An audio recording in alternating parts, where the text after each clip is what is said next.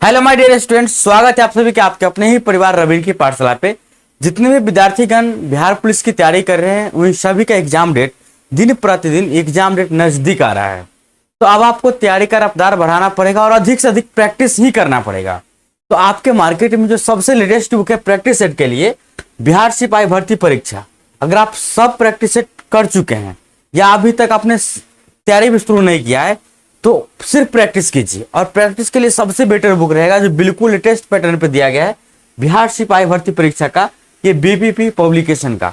ये बुक से आप प्रैक्टिस लगातार करेंगे ना तो उम्मीद है कि एग्जाम में आप अच्छे से अच्छे स्कोर कर पाएंगे और एक ही प्रश्न आपसे न छूटेगा और सिलेक्शन तो आपका होगा ही जब एक ही प्रश्न न छूटेगा। तो चलिए मैं इस वीडियो में आपको कराऊंगा हिंदी, इंग्लिश और मैथ्स। तो हिंदी, इंग्लिश और मैथ्स में सबसे पहले मैं आपको करा दूंगा मैथ्स। मैथ्स से झंझट खत्म करने के बाद मैं करा दूंगा हिंदी और इंग्लिश इसी वीडियो में, तो आपको घबराना नहीं है। तो चलते हैं डायरेक्ट मैथ्स की तरफ। और मैथ्स का जो प्रश्न स्टार्ट होता है इस प्रैक्टिस सेट में, वह स्टार्ट होता है यहां से। प्रश्न संख्या कहां से? 91 से, ठीक ना। 90 तक इंग्लिश है और 91 से स्टार्ट होता है मैथमेटिक्स। तो पहले मैं आपको स्टार्ट कर देता हूं मैथमेटिक्स, फिर करा दूंगा हिंदी और इंग्लिश दोनों। लिखा गया है 76,950 रुपये को पंडित, कैदी, राजा और सिपाही के बीच इस प्रकार बांटे कि पंडित के हिस्से का 3 गुना, कैदी के हिस्से का 4 गुना, राजा के हिस्से का 5 गुना बराबर सिपाही के हिस्से का 6 गुना हो, तो कैदी का हिस्सा कितना होगा? सो इजी प्रश्न है, लेकिन आपको लगता है कि सर बहुत बड़ा प्रश्न है। इजी प्रश्न, देखिए कैसे बनाएंगे। इसमें करना क्या है कि रेशियो का कमाल है। रेशियो में क्या है, इसमें जो बराबर दिया गया उसी का रेशियो निकालना पड़ता है। अब देखिए यहाँ पे पंडित, कैदी, राजा और सिपाही लिखा गया, तो ऐसा कीजिए आप ना कि सबको शॉर्टकट नाम रख लीजिए।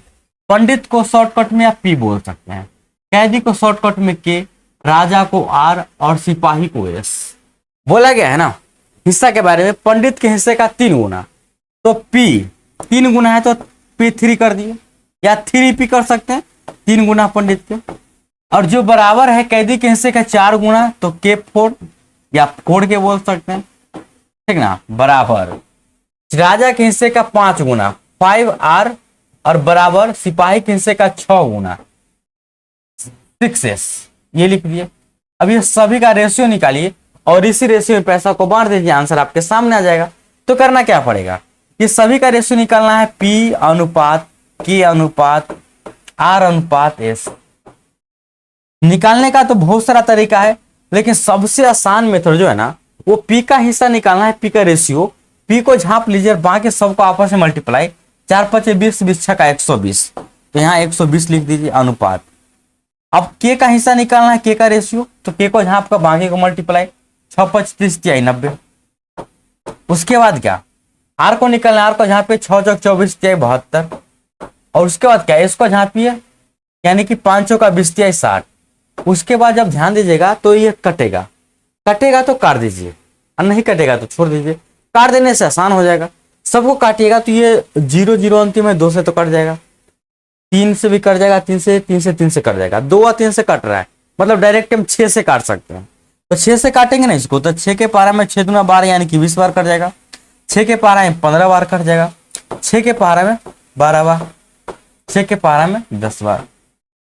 अब देखिए ये जो टोटल रुपया है शेयर 76,950 है, तो 76,950 और यहाँ पे शेयर का रेशियो देखे तो 20 15 12 10 है। सबको ऐड कीजिए, 20 15 35 12 47 10 57, तो टोटल यहाँ पे 57 हो गया। और हमें निकालना किसका है, कैदी के हिस्सा कितना होगा। तो कैदी का यानी कि K का हिस्सा रेशियो में कितना है 15, तो 15 से मल्टीप्लाई। अब इसका हल करना है आपको। अच्छा, आप जिस प्रकार से हल कीजिए, आपको 57 का पारा था डायरेक्ट काट दीजिए और डायरेक्ट काट के 15 से मल्टीप्लाई कर दीजिए।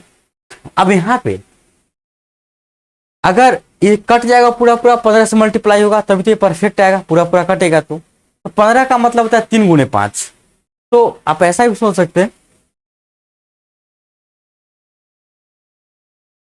कि आंसर जो होना चाहिए या तो 3 से लगने वाला होना चाहिए या तो 5 से। तो 5 से भी सब लग रहा है, 3 से ये भी लग जाएगा, ये भी लग जाएगा और वो भी लग जाएगा, 5 7 7 14 2 16, ये 2 को तो लग जाएगा। तो दोनों में फैसला नहीं कर पाएंगे, तो इससे बेटर है ना किसको काट के आंसर निकालिए। 3 के पारा में 3 पचे 15, 3 के पारा में 19, 19 के पारा में 19 चौक 76, 0, 19 पचे 95, 0 मल्टीप्लाई कीजिएगा तो 4000 को 5 से कीजिएगा तो 20,000 तो ऐसे ही हो गया, और 50 को 5 से तो 20,250। करेक्ट आंसर बोले तो ऑप्शन ही हो जाएगा, कर लीजिएगा, कोई दिक्कत नहीं। अगला प्रश्न ये रहा आपके सामने।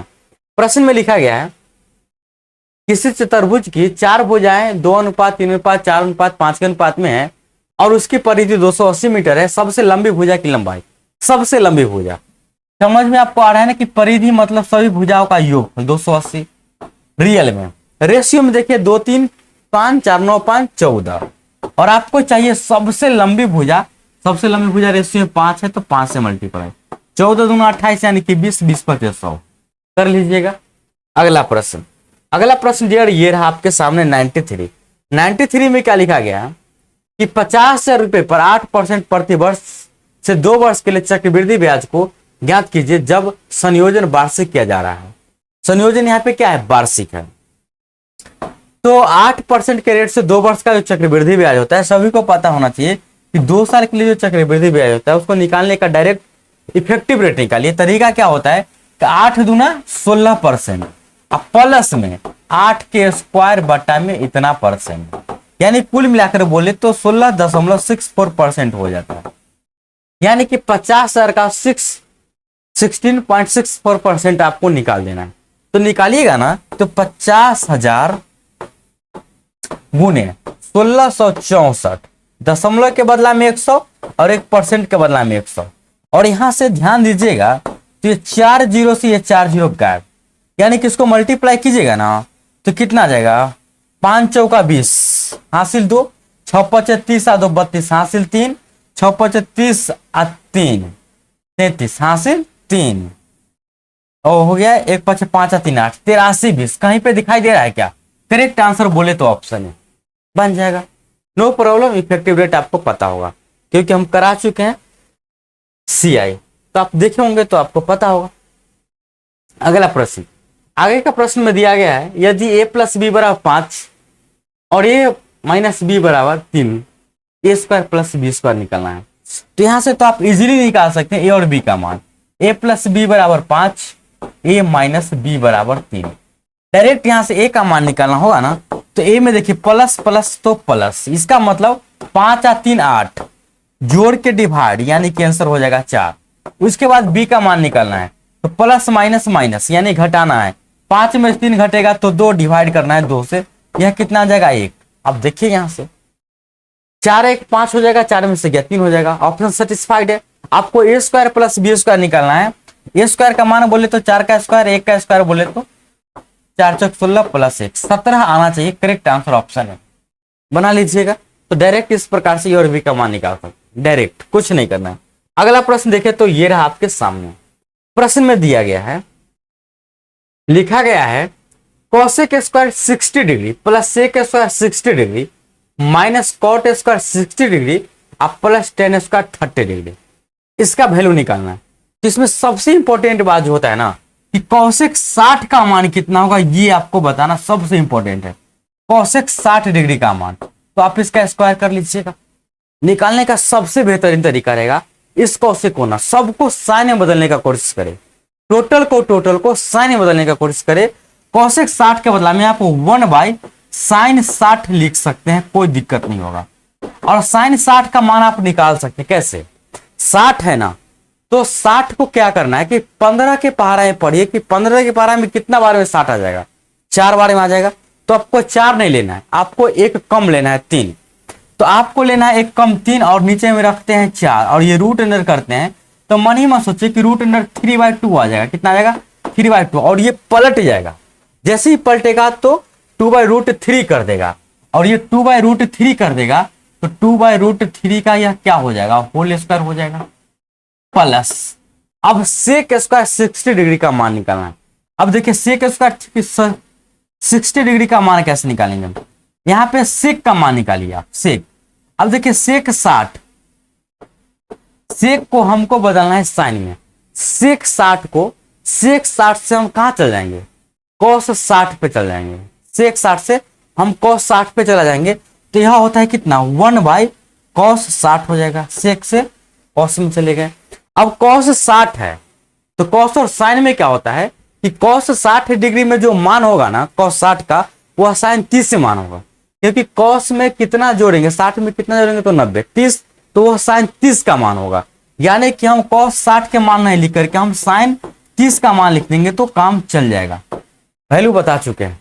अब साइन 30 का मान कैसे निकालिएगा, 15 के पारा कितना और पढ़ेगा तो 30, 2 बार, लेकिन 2 नहीं, 1 कम लेना, 1, यानी कि रूट अंडर बोले तो 1/4 ये रूट अंडर में आ जाता है, यानी कि 1/2 निकलेगा। 1/2 का मतलब क्या हुआ, ऊपर में पलट जाएगा तो 2, यानी कि 2 का होल स्क्वायर। इस प्रकार से आप निकाल के यहाँ पे लिख लीजिएगा, अगर आपको याद नहीं है तो, नहीं तो आप निकाल भी सकते हैं, नहीं तो आप डायरेक्ट लिख सकते हैं अगर याद है तो। फिर कॉट 60 डिग्री का मान निकालना है। अब कॉट 60 डिग्री का मान कैसे निकालेंगे, कॉट 60 डिग्री, अब देखिए कॉट का मतलब होता है 1/10 करेंगे, फिर 10 में निकालेंगे, तो कॉट का मतलब होता है डियर कॉस 60 डिग्री, अब बट्टा में साइन 60 डिग्री। अब देखिए साइन का मान हमें निकालना आता है, लेकिन कॉस का मान नहीं निकाल सकते हैं। तो कॉस 60 है तो वह साइन किसके बराबर होगा, साइन 30 के बराबर, तो ये हो जाएगा डियर आपका साइन 30 के बराबर, और ये हो जाएगा साइन 60, तो पहले से दिया गया है। अब अभी आप साइन 30 का मान निकालने हैं। साइन 30 का मान 1/2, तो ऊपर में आप 1/2 लिखिएगा, डिवाइड कीजिएगा। साइन 60 का भी मान निकाले √3/2, ये √3/2, और ऐसे निकालेगा 2 से 2 काट दीजिएगा, 1/√3 हो जाएगा। तो यहाँ पे 1/√3 का क्या हो जाएगा, होल स्क्वायर, और प्लस में tan 30 डिग्री का मान निकालना है। डायरेक्ट निकालिए, कैसे निकालेगा देखिए, tan 30 का मतलब कितना हुआ, साइन 30 अब बट्टे में कॉस, सॉरी साइन 30 अब बट्टे में क्या कॉस 30। अब ये साइन को साइन में ही रहने दीजिए, सबको साइन में कन्वर्ट करना है, ये तो पहले से साइन में। कॉस 30 का जो वैल्यू होगा वह साइन 60 के बराबर होगा, 90 में से घटा देना है, यानी कि साइन 60 के बराबर होगा। अब यहाँ पे देखिए साइन 30 का मान अभी आपने जस्ट लिखा है, देखिए साइन 30 अब बटे में साइन 60 आ गया, तो पुनः उतना ही आया, यानी कि अगर हम कुल मिलाकर बोले तो 1/√3 आया। तो यहाँ पे भी आप 1/√3 का होल स्क्वायर लिख सकते हैं। अब ये सभी को हल कर लीजिए आपस में, 2√3 का होल स्क्वायर बोले तो 4/3, प्लस में 2 दूना 4, ये 3 चौका 12 4, 16/3 हो जाएगा, माइनस इसका जब होल स्क्वायर कीजिएगा तो 1/3 और 1/3, तो ऐसे तो ये कट जाएगा।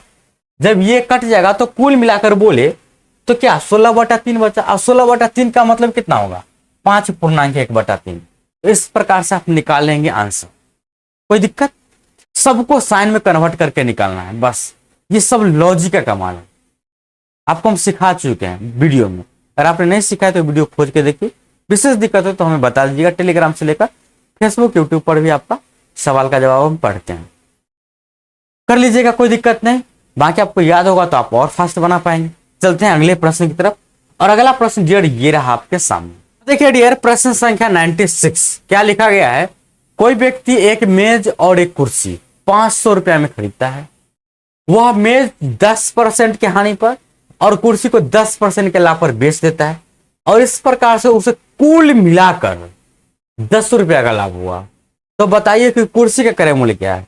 जब भी ऐसा प्रश्न आपके सामने है और बोले लाभ और हानि में कुल मिलाकर इतना का लाभ हुआ, तो समझ जाइए, और वहां पे सिर्फ 2 वस्तु का चर्चा बोले और बोले कुल मिलाकर, तो समझ जाइए कि यहाँ पे एलिगेशन लगेगा, यानी कि यहाँ पे टोटल प्रॉफिट की बात करें तो 10% का, सॉरी टोटल प्रॉफिट कितने का 10 रुपया का, तो 10 रुपया का जो प्रॉफिट हुआ वह कितने पर हुआ, वह हुआ 500 पे, और गुने 100 बदलिएगा तो 2% आ जाएगा ये कटने के बाद, यानी कि 2% ओवरऑल प्रॉफिट हुआ, ओवरऑल प्रॉफिट। तो इसका मतलब क्या हुआ, और इसका मतलब हुआ कि मेज और कुर्सी के यहाँ पे चर्चा किया गया है, यहाँ पे लिखे मेज और यहाँ पे लिखे कुर्सी। मेज पे क्या हुआ कि 10% की हानि हुई, कुर्सी पे बोले तो 10% का लाभ, लाभ मतलब प्लस, हानि मतलब माइनस। यहाँ पे देखिएगा तो ये दोनों में से एक बड़ा और एक छोटा होगा, तो ये बड़ा हो जाएगा ये छोटा हो जाएगा, ये दोनों के बीच में वो आता है एलिगेशन वाला, तो ये 2% का हो गया। अब देखिए 12 में से छोटा को घटाने का तरीका, 10 में से 2 घटाइएगा तो पता है आपको 8% होगा, लेकिन -10 में से अगर 2 घटाइएगा तो -8 नहीं होगा, 12 हो जाएगा। कैसे, सॉरी ये बड़ा ना हुआ जी, ये बड़ा हुआ, तो ये 12 में से छोटा घटाना है, यानी कि 2 में से आपको -10 घटाना है, तो ये आ जाएगा 12%, यानी कि यहाँ पे आ जाएगा 12%। ये जो रेशियो देता है ना, यह रेशियो देता है कॉस्ट प्राइस का। 4 के पारे में 4 दूना 8, 4 तिहाई 12, यानी कि यह 2 रेशियो 3 में आ गया। इसका मतलब हुआ कि टोटल रुपया जो यहाँ पे इन्वेस्ट किया गया वह किया गया 500, और डिवाइड यहाँ पे रेशियो क्या है कॉस्ट प्राइस का, 2 और 3, कुल मिला के बोले तो 5, और हमें चाहिए कुर्सी का मूल्य।